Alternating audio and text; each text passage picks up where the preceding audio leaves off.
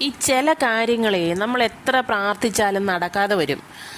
അത് നമ്മൾ പ്രാർത്ഥിച്ചിട്ട് കിട്ടിയില്ല എന്നും പറഞ്ഞ് വിശ്വാസം വിട്ടൊഴിഞ്ഞ് മാറിപ്പോകേണ്ട ഒരു കാര്യമല്ല. ഈ പ്രാർത്ഥിക്കുന്ന കാര്യം ദൈവത്തിനും കൂടെ നല്ലതെന്ന് തോന്നിയാൽ മാത്രമേ നമുക്കത് സാധിച്ചു തരത്തുള്ളൂ. അല്ലെങ്കിൽ അത് നമുക്ക് നടക്കത്തില്ല. പിന്നീട് നമ്മൾ ഈ ചോദിക്കുന്ന കാര്യം നല്ലതാണെങ്കിൽ അത് ഏത് വിധേനയും നമ്മുടെ കർത്താവ് നമുക്ക് സാധിച്ചു തരും.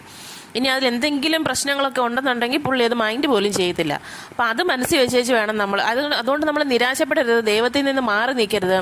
എന്തെങ്കിലും ഒരു കഷ്ടപ്പാട് വരുമ്പോൾ കർത്താവിനെ കുറ്റപ്പെടുത്തരുത്. ആ പാപം ഒരുപാട് കുറ്റപ്പെടുത്തലുകളും വേദനകളും സഹിച്ചാണ് നമുക്ക് വേണ്ടി രക്തസാക്ഷിയായത്.